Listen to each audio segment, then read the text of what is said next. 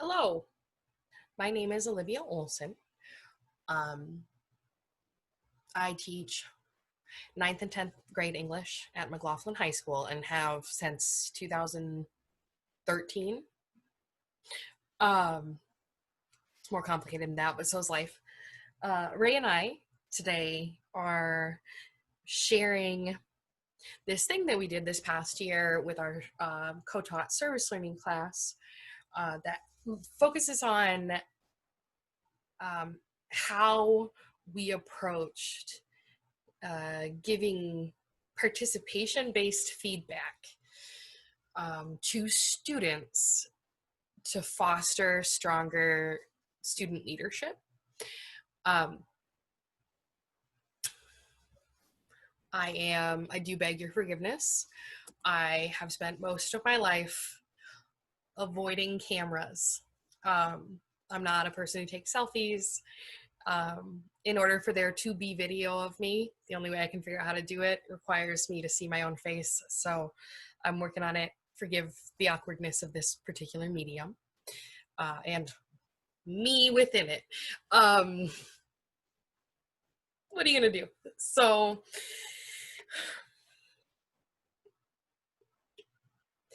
Ray and I co-taught this class called service learning, is what it's codified as. And what service learning is we took the networks of support model that Tim McGowan sort of invented, did the research on, what have you, implemented with much success in the Rapid City School Districts. Tim trained me, and in the first year, intermittently the next few years, Tim came in and worked with our kids as well. And so taking this information that Tim shared with me, working with kids at McLaughlin, we took these foundational ideas and worked to use them to foster student leadership and growth in our school. The first year that McLaughlin worked with this program was 2017, 2018 school year. 2018-19 would be our second year. 2019-20, it's past school year, our third. So some of the like foundational issues or foundational ideas, excuse me, of the program is it is designed ultimately as a suicide prevention program, built on the fact, like some big ideas, which like are students talk to other students before they talk to adults.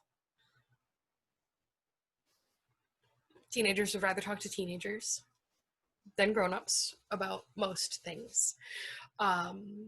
Also acknowledging that one adult has the power to drastically alter life trajectories.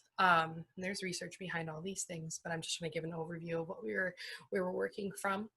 At the same time, if the goal is to make sure that all students have the ability to reach out to an adult, we need to be looking at all these different groups of people and who they hang out with, and different people reach different groups. And so the whole model is based on the idea that when in crisis, students reach out to other students. And then the research shows that that trusting relationship will go at one level. So a student reaches out to one of the leaders in the course. If that leader says, wow, that's really hard, let's go talk to like Olson, or let's go talk to Ray, that student who is in crisis will trust the person they reached out to one level, which would be the adult. And that's the whole model. How do we get every kid connected? And we do so through service projects, through these ideas kids have, students within the class have, in order to be like, what do we need in our school? What do we need in our community? And how will we do those things? And how will we show up? One of the other sort of big foundational ideas of this program is when you put 20 student leaders in a room who've all been selected because peers within the school or what have you name that when I'm in crisis I talk to this person, or that I know this person is always there for me, those patterns of like who are kids naturally reaching out to. When you look at doing that, and you look at doing that with all the different social circles that exist within a school, those leaders and their participation is going to look wildly different, and necessarily so, right? Because like the reality is that I, Olivia Olson, am a very outgoing sort of human being, and like I wear my heart on my sleeve, and I'm very transparent about how I feel and what I need, and like that works really well for some folks. For other folks, it's mortifying, it's terrifying. I am not the person they want to talk to. I am a bit much. And so if we're looking at connecting everyone, right, we don't want 100 people like me in a room. We're going to miss out on these large swaths of people. The other sort of concept is that I, as the adult in the room, need to decenter myself, right, and ask students to lead and change the world, because that's, the light task we're requiring of kids. And so what needs to happen is that students in the room need to have the freedom to opt in and to opt out of the activities we are doing, because you know you better than I know you, right? You know what you're capable of better than I do. You know your feelings better than I do. I don't get to dictate, just because I'm an adult, what you feel safe, comfortable, confident doing. And the concept is challenge my choice. And the focus needs to be that students are always living in a space of stretch and growth. Not so big that you're snapping, not so comfortable that you don't grow. And so those are sort of the big ideas that frame the work that has been done, that we are still doing. As an individual, I work really well with questions. And so when Ray joined in as the second adult this past school year, these conversations, these questions kept coming up, which is like, how do we measure student leadership and participation? Like, we're in this position where anytime anyone wants to grow, they need to be told what they're doing well. Anytime, anyone needs to grow, they need clearer steps on what to do differently. And how do we help students figure that out too? So that, again, the decentering sort of the teachers in the room, the adults in the room, because we are not the ones who will lead, and we are not the ones who will change the world. How do we help students learn how to self-reflect? How do we help students learn how to provide feedback for themselves? How do we make their voice, their perspective, their wants, their needs, their leadership center stage? And what'll that do? If we take a step back, what does that do for kids in the class? What does that look like, right? And how do we get students engaging this process, this cycle of praxis of always trying to sort of do better based on the data available to us, make a plan, take the next steps? How do we do all of that while also acknowledging that, again, how I show up as a leader works really well for some people and is one way, and then, but how others show up isn't going to be the same, nor should it be, because we're trying to change the world. We're trying to help other people. And so those last two questions, the how do we help others in need, how do we change the world, those are the guiding questions for what are we doing today?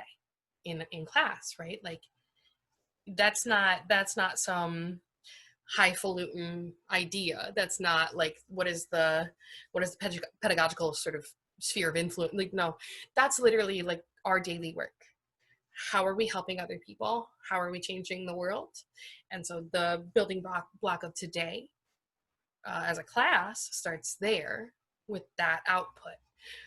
But as teachers and leaders who are trying to sort of hands off, hands on navigate these spaces, how do we do that?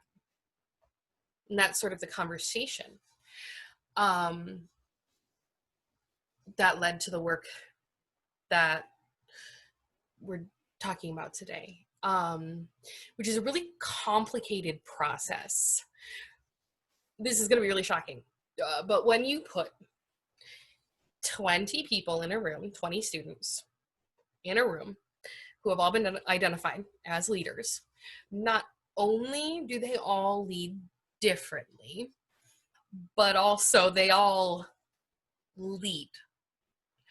And that's a really complicated process to sort of help students engage in. So one of the first battles, that's not the word I want. One of the first sort of spaces that I, as the adult in the room, that Ray as the adults in the room, that we need to be there for kids is this student identity self-perception. Kids don't think they belong in the class, especially students who don't look like any sort of like one paradigm of what a leader is or does. The students who are not whatever that model is, they feel they were erroneously selected. They feel they shouldn't be in this room. They feel like they can't help the class do better or the community do better. They don't necessarily see themselves as leaders and agents of change. And that is a complicated sort of emotional space that we have to help them navigate. One of the other big things is we have these self-protective strategies. As a human, when things get uncomfortable, there are these things that I do to keep myself safe, to protect myself, to help me, right? And sometimes they have a purpose, and sometimes our self-protective strategies aren't helpful.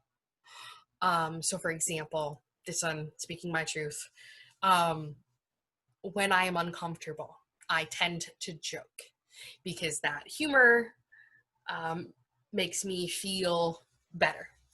There's a lot of layers to that, whatever. But if you're sitting in a group, right, and there are a lot of people, and we're having this really complicated, complex conversation about like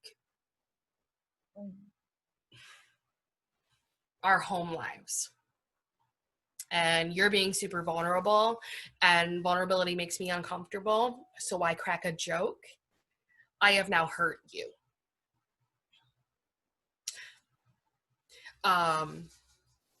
And so one of the things that needs to happen in this class is working on identifying what those self-protective strategies are in each individual in the room,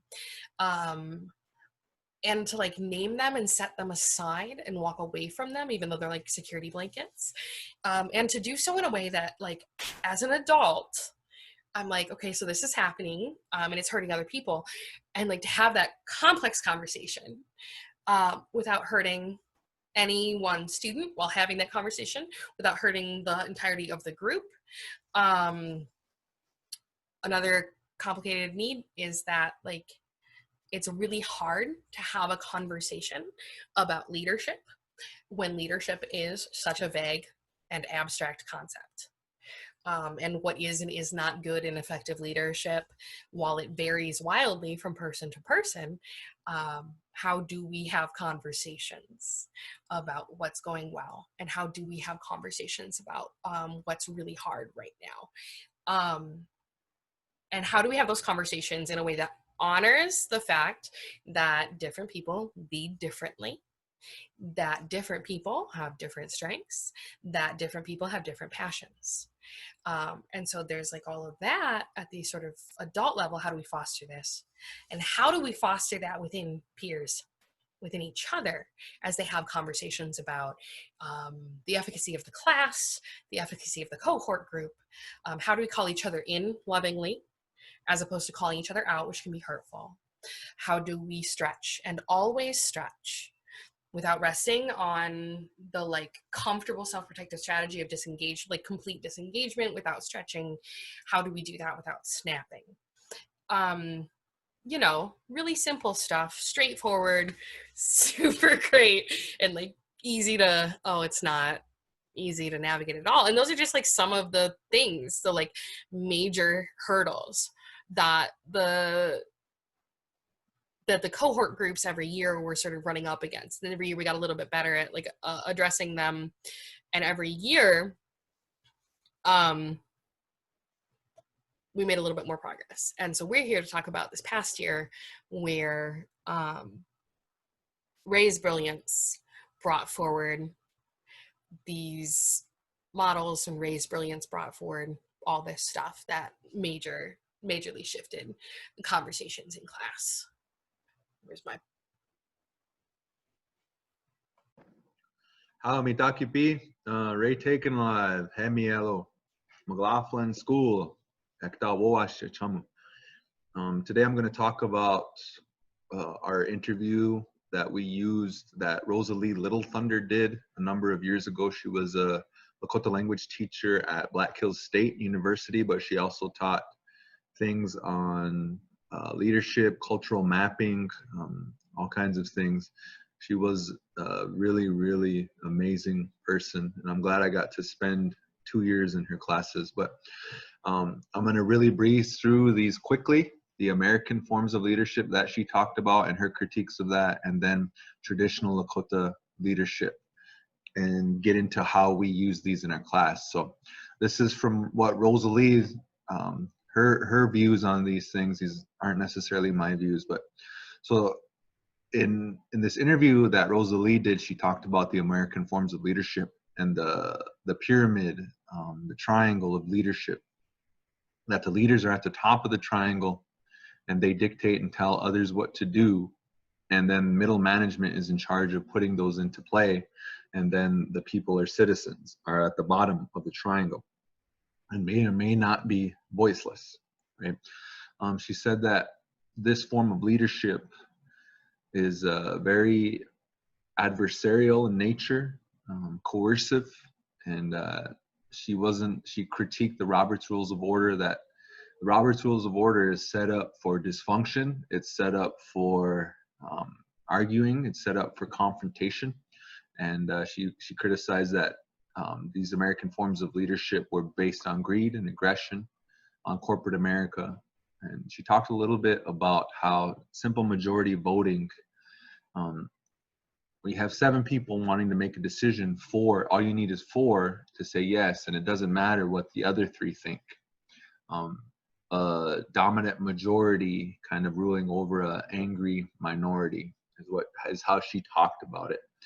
And then she compared this to how she compared this to our tribal forms of government now. And just her words of saying that we have a lot of immature and inexperienced leaders that run for office. And she talked about how leadership is contextual. It rises up out of context. It's situational. It rises up out of situations. And to be a leader in the Lakota way is that you had to have a proven track record of getting things done. And just to talk a little bit about that Lakota forms of leadership, at the top of the triangle, she had the people and the citizens. So she talked about an inverted triangle for the Lakota forms of leadership, that the people were at the top of the triangle. Then there was middle management and the leaders. The way she described this was that everything took place through consensus, and she used the example of her grandfather in the He Dog community. And when they had a problem, he would gather everyone up and he would feed them, which was very important. He would feed them, and then they would start talking about the problem or the situation that arose. And in that structure, the way consensus worked was that everyone got a say. We have these misguided notions that consensus means 100% everyone agrees to everything or we don't do it. But the way she explained it was that consensus was everyone had a voice to speak and to talk. And not only did you have a chance to speak once, you could speak at least 2, 3, 4 times, right? So if someone rose up and kind of critiqued or maybe didn't agree with what you said, then you would get another chance to speak, and it would go on like that. And there was no timetable for decisions in this way. And whenever you spoke, you always had to keep keep responsibility in your mind.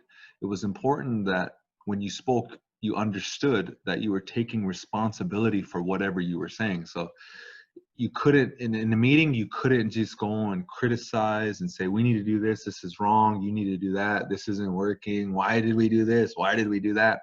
Whenever you said something, you took responsibility to fix that thing. If you were critiquing it, or if you were putting forth that idea, you were taking responsibility to take charge of that idea, right?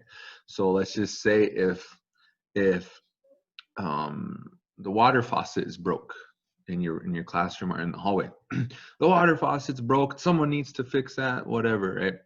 In the Lakota way of leadership, what would happen is when you say the water faucet is broke, what you're saying is, I am taking responsibility to fix the water faucet. I'm bringing my tools and I'm going to fix it, and I'm going to find a way to fix the water faucet. You could never just criticize, attack, anything like that. So when you're speaking with this responsibility and accountability in mind, you have to be very, very cognizant of what you're saying. You have to really think about what you're saying, because you could be taking on a lot of responsibility. And in this consensus, as it goes around, then a solution would arise. And there might be 2 or 3 that don't agree with what the final solution is, but that they at least understand where everyone is coming from, and their voice was honored and they were heard, and their criticisms were heard, their input was heard, everything. So in this consensus building, and with responsibility in mind, right, you didn't need to be aggressive, because you were going to get a say, you were going to have a voice, you were going to get to respond to anything, and also that you had to take responsibility for anything. So there was not that aggression necessarily, and that these situations, the leadership rose out of situations, it rose out of context. There was a need, and so this group formed, we took care of that need, and we moved on, right? So after the end of the meeting, Rosalie said that her grandfather then would talk about ownership of responsibilities, and she said he would usually say, like, I'm going to do this and this and this, and then other people would say, well, I'm going to do this and this and this. So how does this work in the classroom? Okay, so an example of this is on Fridays we had half PD days, so the kids would come half the day, and in the first 2 hours they would do ICU makeup work, and then the last 2 hours, Miss Olson thought it was a great idea, and our kids thought it was a great idea, that we plan activities for them to do in the gym, kind of those fun homecoming games that you may do, lightning and class competitions and stuff like that. So the way this worked was, okay, so what are we going to do on Fridays? And we would plan this a couple weeks out, what are we going to do on Friday? And then if a student said, I think we should do lightning, what that student was saying was, I am going to make sure and take charge of lightning and that it happens, right? So when that student said, I think we should do lightning, then they formed their group, and whoever wanted to help that student do lightning, they would join together, they would do lightning. That student would take charge in a way and start a sign-up sheet, who's going to explain lightning and who's going to make sure we have the basketballs and stuff like that. And so that group would start, because the need arose, the situation arose that we need to plan lightning, right? And then another student would say, I think we should do hula hoop, rock, paper, scissors, right? That was one of our games that they played. So when that student suggested that, it was a really cool idea. I don't know if you saw those videos on Facebook, YouTube, TikTok, whatever, but that student suggested that idea, then that student took on that responsibility. And whoever was interested in that went with that student, and that student had to figure out, where do we get hoops from? Who do we ask? Do we have enough hoops? How many hoops do we need? How many students per class are allowed to take part? How many, is it going to be freshmen versus seniors, freshmen versus sophomores? Is it a tournament? And how's the staff involved? Do they play with the staff at the end, et cetera, et cetera? So, so then they would take part, and then they would take ownership of those activities. And where we, as the teachers, where we helped out was we were at the bottom of the triangle. And so we talked about, we talked through ideas, this and that. We never said you need to. We said maybe you should probably ask the PE teacher. Maybe you should probably ask the elementary PE teacher. I think they have more hoops than the high school PE teacher. We would suggest things like that. But also in our leadership was, as at the bottom of the pyramid, the way Rosalie talked about is the leaders would step in when we got to a roadblock, or when the people or the middle management needed resources, or they needed different things, or they didn't know how to figure out how to get hula hoops or whatever. That's when the leaders step in at the bottom. Can't get out of class. Can you ask so-and-so to do this? Or, whatever. Can you see if it's okay? Can you ask the principal to see if it's okay if we come down? And ask if we can make an announcement, stuff like that. Then the teachers, or if they needed to get out of class, hey, can you see if we can get out of class a couple minutes before so that we can set up our games and stuff? That's where we, as classroom leaders, as teachers, that's where we would step in, way in the kind of the late stages of these activities, right? So that's how we used these Lakota forms of leadership to come up with ideas, to implement activities, to plan things in the classroom. And it was really, really eye-opening, because a lot of the quiet kids that like to sit back and just observe and talk, sometimes they would come up to us after the classroom discussions and say, hey, I want to do this. And then they would just start working on it, and then a couple more students would say, hey, what are you doing? And then they would join in and start working. So a lot of the times in American leadership, and these are my not necessarily Rosalie's views, but in American leadership, we have the view that the leader needs to be aggressive, needs to be loud, needs to be boisterous, needs to be in that way. And that's a little bit of a caricature, and so what my dad would always say, would Crazy Horse be able to lead in today's times? Crazy Horse was painfully shy, quiet. The way they talk about him, like he would go days without speaking. He was just really, really quiet, really shy, didn't say much, but he was one of our great leaders, and men followed him in the battle and stuff like that. So my dad always says, would Crazy Horse be able to lead in these times today? Just kind of a question, makes you think. I doubt it, because now we value that boisterous, loud, energetic leadership mentality. And so some of our leaders that are more quiet in nature, they're more introspective in nature, they like to sit and observe. We all have these students. Some of them are getting forgotten. So we found that with this approach, those students really took a lot of leadership, in their own way. After class discussion, they would say, hey, can I do this? Hey, can I do that? Hey, can we do this? Yeah, that sounds good. And then they would start working on it, and they would lead through actions. They would lead with their actions. They would plan stuff. They would do stuff. And so everyone had a voice. Everyone had a piece of the pie. Everyone had a stake in this thing. And it was really cool in that way, that it brought a lot of those not necessarily American styles of leadership, but some of these quieter introspective forms of leadership. It brought those students that have those types of qualities, it brought them out to the center and where they were able to lead. So I think that was really cool, going off of what Rosalie talked about in her interview on Lakota forms of leadership. So Rosalie's interview guided our discussions. It guided how we set up those discussions, how we approach doing our activities, how we got started, kind of thing.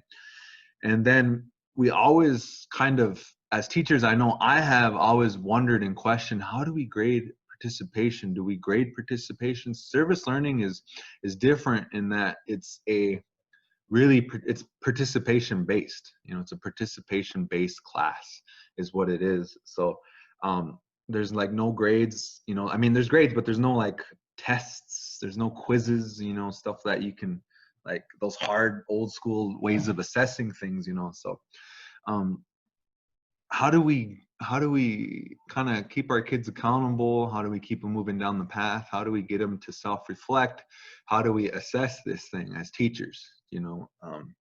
Because through the state, we have to do assessments and different things. We have to give grades, and however we do that, however within our school model, within our school policies, et cetera, et cetera. So one day this book popped in my mind that we read in my aunt Jace DeCory's class in Spearfish. It was a Lakota 400 level class. It was one of the senior classes, but she had us read this book called Standing in the Light by Sievert Youngbear.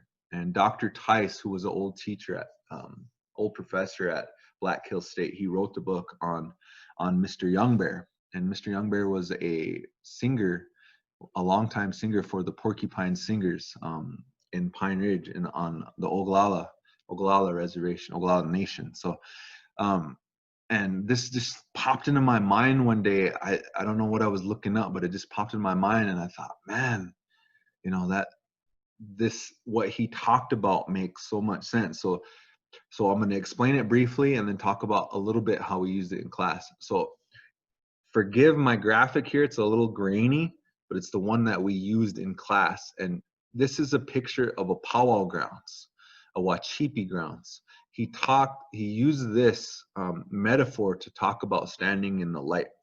So if you look in the middle of the circle, you have the Hochoka. Ho is just voice. Choka is like in the center, you know, the voice from the center. And it's standing in the light. Those who take part in the Hochoka, the dancers, you know, the ones out in the center, they're standing in the light. And this is just his metaphor. He heard it from a elder from the Crow Creek Nation. So the elder talked about that, you know, they were at this powwow, and he said, look at this. You know, look at the ones in the center.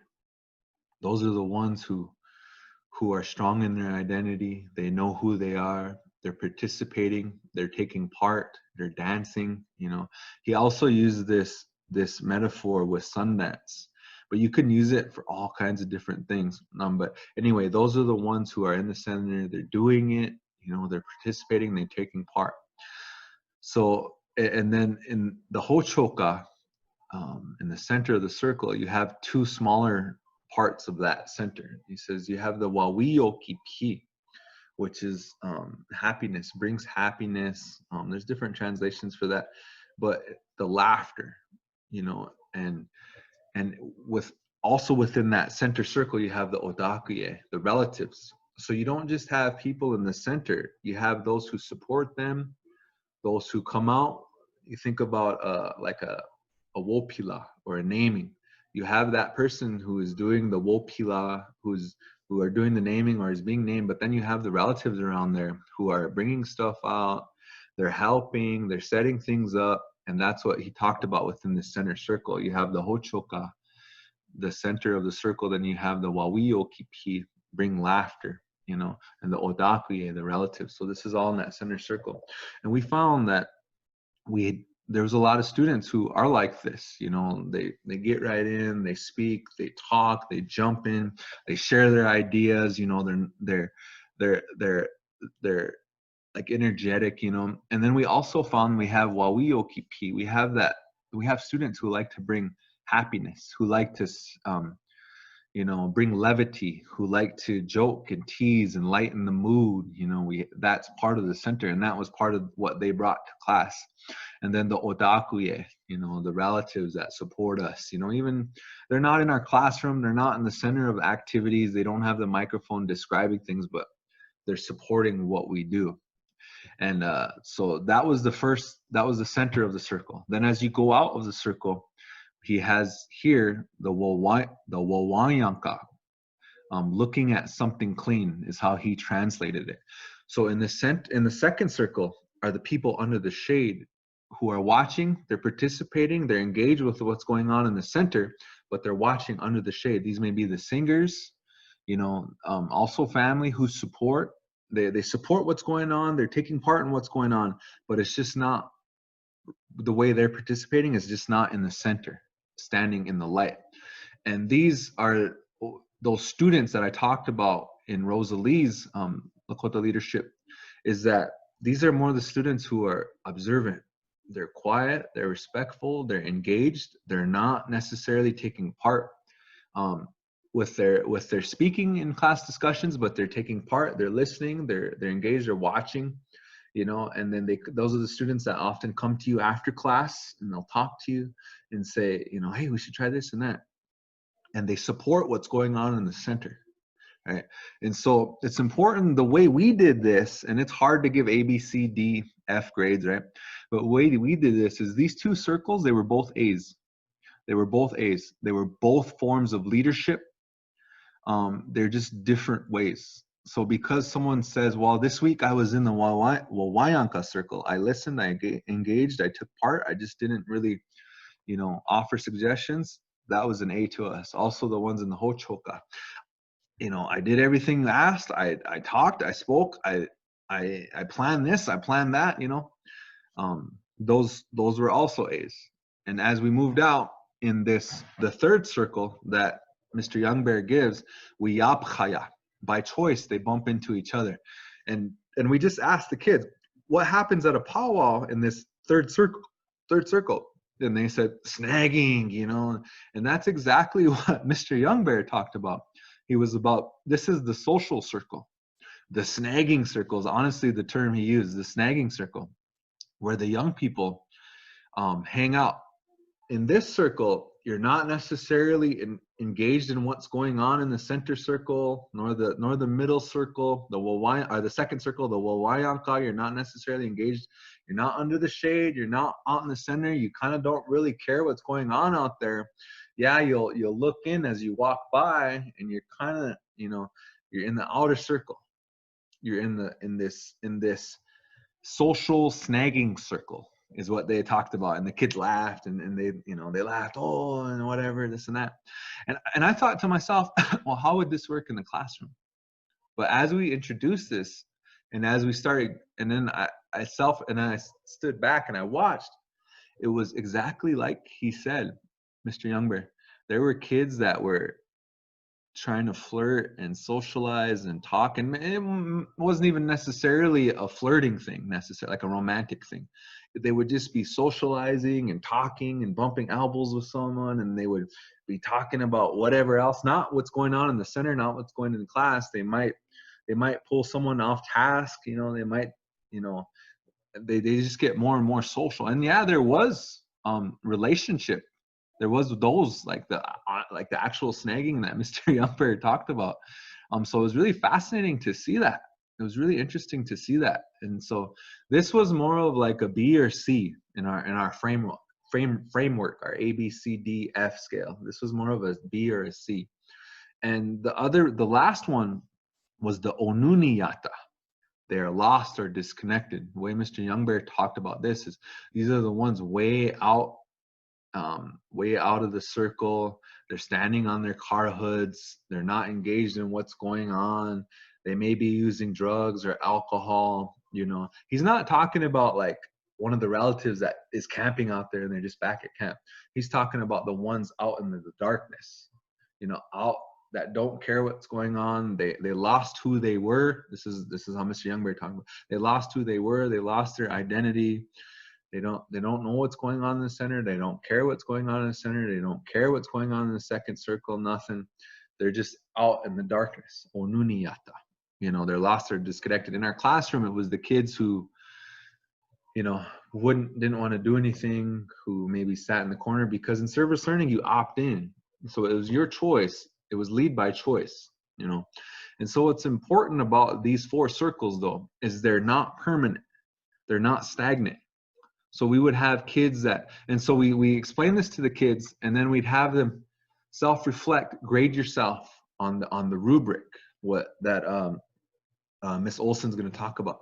And so they would talk about themselves, and kids they're very honest, but also they're very hard on themselves. Some kids would be like, well, I was kind of in Onuniata, I was lost this week, but really they were in the second circle, Wawayanka. They were sitting there, they were observing, they were engaged. Some kids were like, yeah, I didn't take part in class. I put my head down, you know, I was in the 4th circle, and they would be honest. Like, yeah, they would be in the 4th circle. And one of our questions in our rubric that Miss Olson's going to talk about is always, so what are you going to do next week to move into one of the inner circles? You know, I'm going to try this, and I'm going to do this, and I'm going to do that. So we'd have kids that would, you know, start in the outer circle. They would come into the inner circles. We'd have kids that would start in the inner circle, and then they'd have a bad couple of days, you know, and then they would grade themselves as the outer circle and stuff like that, you know. And so the way we graded was off of their self-reflection. Week to week, they self-reflected, and then we gave them, you know, like, oh yeah, this, you know, I agree with you, and that's great, and this is good, and maybe we could try this and that, you know. So this was the framework that we used to assess participation-based classroom. And we used Mr. Youngbear's metaphor here. And then it was interesting because it made me self-reflect and think about, well, in my life, where am I standing in the light? But also in my life, where am I lost? Where am I standing in the darkness? You know. And then the kids actually took this, and then they started self-analyzing different areas in their life. Where am I at in basketball? You know, oh, you know, you sit in the bleachers, you know, and you're in the social, and then, you know, I'm on the bench, you know, so I'm at the Wawayanka, I'm watching, you know, and then, oh, he's Hochoka, you know, he's out in the center, you know. And so they would do these things, kind of half joking, but they would self-reflect, and they would use this metaphor and take it different areas into their life, and then they would think about these things. And so with Rosalie's leadership, Lakota values of leadership, her interview, and then with Mr. Youngbear's his metaphor of standing in the light, it really, really helped, and it really transformed our classroom, and it really helped our kids to self-reflect and to think about things, and you know, and to make our classroom more inviting, more engaging, more respectful, you know. It was a really good feeling, and it was really cool to see how this helped our classroom culture.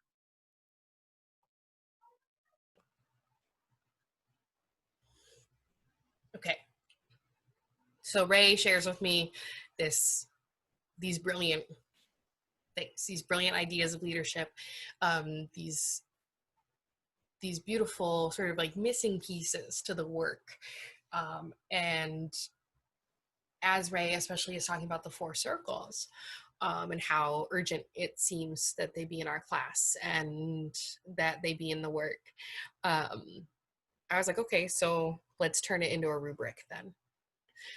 If what we're asking is for students to stand in the light, be in the center, instead of, you know, macking on your girlfriend, let's figure that out.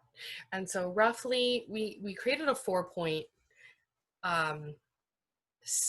rubric scale, rough letter grade correlation, but not strictly, which was kind of hard for us to navigate, for kids to wrap their head around. The idea is to be in the center, one of the 2 central sort of circles, to be engaged, to be present, to be thinking, to be participating with all of you, or as much of you as you can give, and to do so in whatever way you lead best. And what we're trying to walk away from in this is when we spend more time engaging in our self-protective strategies, which might be talking to our friends or refusing to do stuff, just complete disengagement, and a refusal to engage in a process of like, sometimes disengagement happens, so what do we do? Right? Like that, again, that sort of constant navigation of like, I need to trust that you are taking care of yourself, while also like, I need to know enough about what's going on that I know why you're doing what you're doing. And like, what kinds of behaviors are we not good with as a collection of people? And so in this rubric, there's, we started with, okay, so what does Young Bear say? Like, what are the descriptions of these circles? From there, made me remember the other work we had done with the inverted pyramid, from Rosalie Little Thunder, that idea that the majority comes from the will of the everyone, and you get more specific help. Not that Ray and I dictate anything or what have you, which made me go, I think she said a bunch of things that like really strongly align to these various sort of circles. Is she talked about what Lakota leadership looks like. And so we brought that forward to the class. And what we asked of students in the class was like, so what are the observable behaviors? Like, what does this look like? What does this sound like? And then very genuinely, what does this feel like for each circle, right? Because we have a lot of conversations about how the vibe in the room isn't quite, the vibe isn't here, right? I'm just not feeling it. Oh, I'm just not feeling it today, Olson. So, okay, so like, what does this look like? What does this sound like? What does this feel like? So that we can always be feeling it or vibing it. And then how do we show up for each other? Because, again, 20 leaders in the room. And sometimes that means there are 5 really powerful and strong human beings who have a very specific understanding and idea for how they want the day or the project to go. And sometimes that can hurt others. And sometimes that can unintentionally exclude others. And that can mean some voices don't get heard. So how are we going to show up for each other? If we know that we need to be in sort of the center 2 circles to affect change, how are we going to help not only like ourselves, but other people be there, lovingly call in? And so here's page 1 of the rubric in its entirety, which, like, again, the first sort of third is directly from the Young Bear work, and then that next sort of third is from the Rosalie Little Thunder part. And then the bottom half, which I'm going to focus on more, and then onto the next page, is this is what students said this looks like, this feels like, this sounds like. And so we have these like complex ideas of like sort of identity and leadership, and like, so okay, so what is this? What is this? And Ray and I were not the ones determining the language for each sort of category. That was like student-led, student word. We did a gallery walk, they had large posters where they were sort of answering these questions of like, what does this look like? What does this sound like? What does this feel like? And let's try to be as concrete as we can, while also like acknowledging that these are not necessarily concrete things. So for example, if you look at the third, my face is blocking the top categories right now, I'm sorry. But we have participate, but not really, as like a thing. Students for like, and they were like, yeah, no, we're good with that. We get what that means. And like, okay, like Cool. So to like focus in on what the students had to say, is like if our two center circles, the hochoka, trying very hard. Sorry. See, you didn't need 5 minutes of me practicing this word, even though I'd already practiced it. Sorry. Thank you. That's the awkwardness right there. When we ask, like, what does this look like? What is leading from the center? Like standing in the light, what does it look like? Sitting down, listening for instructions, participating, being involved, encouraging others, helping others, suggesting ideas, like one person at a time. It feels happy. It feels relieved, proud of each other, relaxed, open-minded, and empowering. And especially those feelings words were, we were hitting a lot of days where everything just felt tense for tons of reasons. And when people are like, okay, so we want the vibe, the feeling in this room to be that we're all doing this and that we're supporting each other and proud of each other and proud of ourselves. This is what our ultimate goal is. And for some people, that is being the one suggesting ideas. And sometimes that is the one raising up someone else's voice. We have students talking about, I moved my face. Sorry. If we're looking at the second circle, we want to be having fun while supporting. We're participating. We are talking about the topic. We're contributing, even if we're not the ones saying it in the center. We take pictures. We take the videos. We reach out to. There's a lot of reaching out to the louder voice in this. Like, hey, I had this idea, but I'm not the person who likes to say it into the middle. So, like, how about we get somebody to say this out loud into the circle or whatever? And this is relaxed. This is supportive. This, one of the things students named is this sort of space is a lot of the quieter leadership, because there are some students who lead by simply like their calm presence. And then, they'll observe and just deeply be thinking. And we want to honor that that's leadership too. That leadership doesn't always have to be the loudest voice at the table, but can instead be just like the deep observation that supports other people. And then, so this is the student language. I'm trying to make that go away. Thank you. Now we're in the sort of spaces where like we're trying to work away from these because these are not helping us. We're looking at students saying things like, it sounds like we're flirting. All right. We're not helping each other.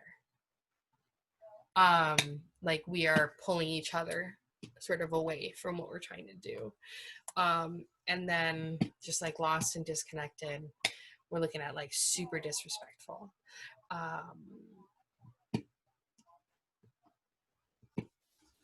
Sorry.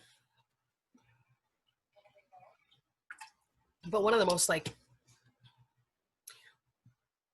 when students were creating this, right, this space of like, this feels like not belonging. This feels like lonely isolation.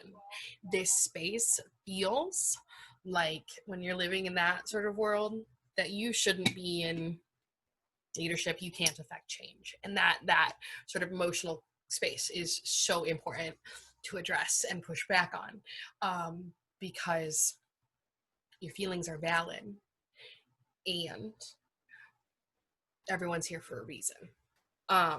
And so like that's where the kids went with these sort of these ideas. And what we did was weekly, we asked students to complete the rubric. How are you doing this week? And what have you done that makes you think that that's where you were, not somewhere else? No judgment, just what was going on? Was there something in your life? Like, tell us, talk to us, like very genuinely, because I can't help you if I don't know what's going on. Like, help me help you, help me help you, right? Looking always for these areas of celebration, areas to practice growth. It gave Ray and I an opportunity to figure out where was their self-perception about their work. One of the realities is that students are extremely honest and students are extremely hard on themselves. Especially students who don't think that they belong here, students who don't see themselves as leaders, will often not notice the level to which they impact a class, like the class positively or negatively. And so we'll have students who like had these brilliant ideas that completely changed the trajectory for like 2 weeks of class, be like, I didn't do anything. I think I'm like failing right now. I'm not showing up. I don't do anything, because they're like not the one in the center or what have you. And that was really important for Ray and I to know about what was going on with a student, right? And so we can sort of like focus that. It gave us this like locus of control conversation, because one of the traps that people fall into is naming that, well, I don't know why I need to be doing this because nobody else is doing their work, which is a valid criticism. But like, what can you as an individual change? And can you as an individual do? And then once we get to that part, right, we start having this conversation about how are we going to help other people? Like, let's say we're just like, we are on fire. So how are we going to help the people who don't feel like they belong here feel like they belong here? How are we going to lift their voices? What do we do as a collective if we are not reaching our goals, if we are not answering our questions about how we're going to change the world? And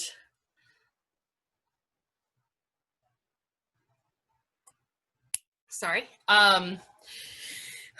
So it gave us this framework to talk to kids, to have kids talk about what they're doing and seeing and really focus on just like themselves, right?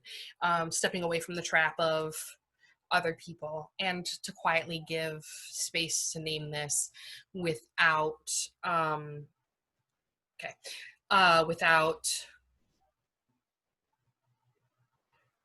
their self-protective strategies, stopping them from like real vulnerable engagement in strengths and struggles conversations. One of the sorry, spacing. I noticed, having done this for 2 years and then this past year, right, with someone else whose ideas completely changed the sort of course of the course.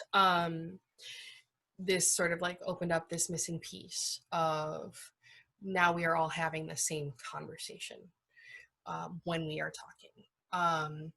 The students started to engage in more consistent self-reflection. Like, there's the once a week required, please tell me how you think you did this week.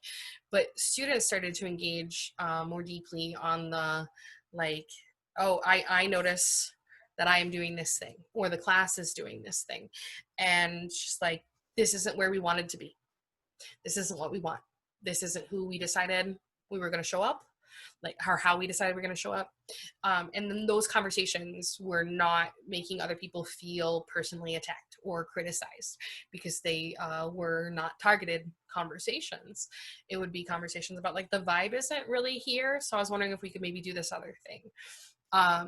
And so that, because that engagement in like self-reflection can be very painful, and cause self-protective strategies, right? So students were getting really adept at sort of navigating, this is what I am feeling, and just because I have room for improvement does not mean that I'm not doing amazing things.